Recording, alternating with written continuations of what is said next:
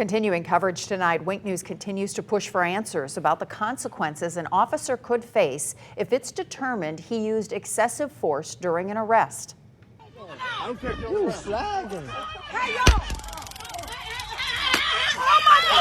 on. The viral video shows the moment a Fort Myers police officer tased a teenager and waved his gun at a group of bystanders. Tonight, our team asks new questions about the internal police investigation. And why the family feels the need to file a civil rights complaint. Wink News anchor Annette Montgomery joins us in the studio. And Annette, you spoke with an expert in use of force and police practices in state and federal courts. What did he tell you about the potential outcome in a case like this? Well, Chris and Lois, Dr. Dave Thomas told me if the internal investigation reveals the officer used excessive force, there's a range of consequences he can face, from time off and training to termination. The NAACP tells me the family has a right to their day in court, and although the family says this officer did use unnecessary force, the NAACP wants to emphasize this is one officer, not the department, and lessons can be learned moving forward.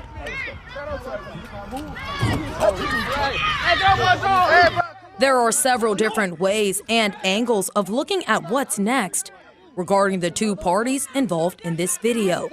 The teen's 19-year-old Azarius Lockwood and 18-year-old Easter Alexander III and the Fort Myers police officer. But we are going to get our own personal attorney for the charges that are being filed against them, and we'll just take everything else from there. So anytime we use force, whether we strike somebody, we use pepper spray, taser, God forbid, shoot somebody, all of those procedurally, when we do a review, our use of force review, procedurally, they're all held the same way.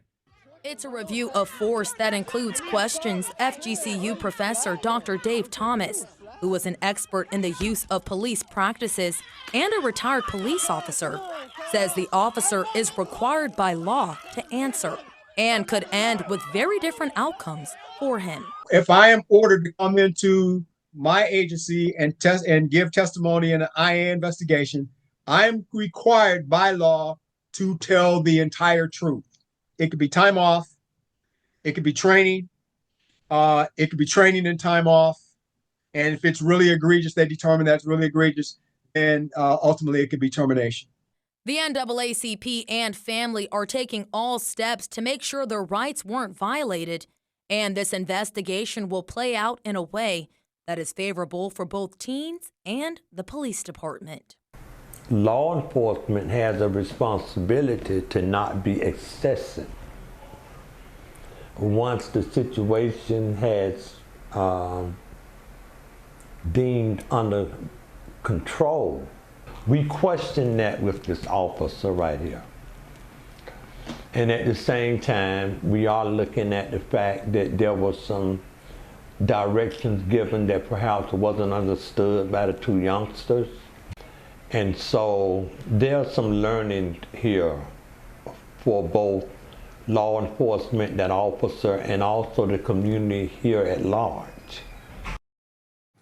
And tomorrow, the families of both teens will meet with the Lee County NAACP to file a federal civil rights complaint against Fort Myers Police Department. The NAACP says that this is the family's right, and it helps to have another agency also investigating this.